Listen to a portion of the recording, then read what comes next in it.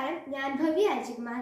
കേരള നവോത്ഥാനത്തിന്റെ പിതാവായ ശ്രീനാരായണ ഗുരുവിനെ കുറിച്ചാണ് ഞാൻ ഇന്നിവിടെ പ്രസംഗിക്കാൻ പോകുന്നത്. ഇരുളിലാണ്ട കേരളീയ സമൂഹത്തെ വെളിച്ചത്തിലേക്ക് നയിച്ച മഹാനാണ് ശ്രീനാരായണ ഗുരു.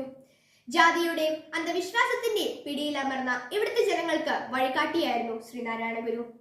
1856 ഓഗസ്റ്റ് 20 തിരുവനന്തപുരം ജില്ലയിലെ ചെമ്പഴന്തിയിൽ മടനാശാന്റി കുട്ടിയമ്മയുടെ മകനായി വാൽവാരം വീട്ടിലാണ് ഗുരു ജനിച്ചത്. കുട്ടിക്കാലത്ത് നാണുആശാൻ എന്ന പേരിലാണ് അറിയപ്പെട്ടിരുന്നത്. ലോകത്തിന് ഗുരു പ്രധാനപ്പെട്ട പല തത്വശാസ്ത്രങ്ങളും നൽകി. ഒരു ജാതി, ഒരു മതം, ഒരു ദൈവം, മനുഷ്യന്. മതമേതായാലും മനുഷ്യൻ നന്നായാൽ മതി. സംഘടിച്ചു ശക്തരാവുക, വിദ്യ കൊണ്ട് പ്രബുദ്ധരാവുക എന്നിവ അവയിൽ ചിലത് മാത്രം. പഴയ കാലത്തെ കേരളത്തിലെ ജാതി പ്രശ്നങ്ങളെ ശക്തമായി എതിർക്കുകയും അതിനെതിരെ കൃത്യമായ നിലപാടെടുക്കുകയും ചെയ്യാൻ ഗുരുദേവന് കഴിഞ്ഞിരുന്നു. അതിന്റെ അടിസ്ഥാനത്തിലാണ് അരയപ്പുറത്ത് ശിവക്ഷേത്രം പണിതത്.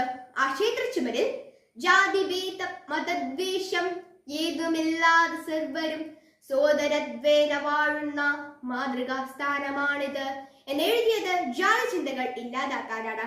ഗുരു SNDP ശ്രീനാരായണ ധർമ്മ പരിപാലന യോഗം സ്ഥാപിച്ചത് 1903 കേരളത്തിൽ ഒരേയൊരാളിന്റെ ജന്മദിനവും ചരമദിനവും അവധി ദിനമായി പ്രഖ്യാപിക്കപ്പെട്ടതിൽ നിന്നും നാം ഗുരുവിനെ എത്രത്തോളം മാനിക്കുന്നുണ്ടെന്ന് വ്യക്തമാകും.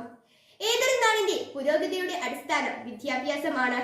ഇത് കാലയെ കൂട്ടി മനസ്സിലാക്കുവാൻ ഗുരുദേവന് കഴിഞ്ഞിരുന്നു. അതുകൊണ്ടാണ് വിദ്യ കൊണ്ട് പ്രബുദ്ധരാകാൻ ഗുരു അന്നേ പറഞ്ഞത്.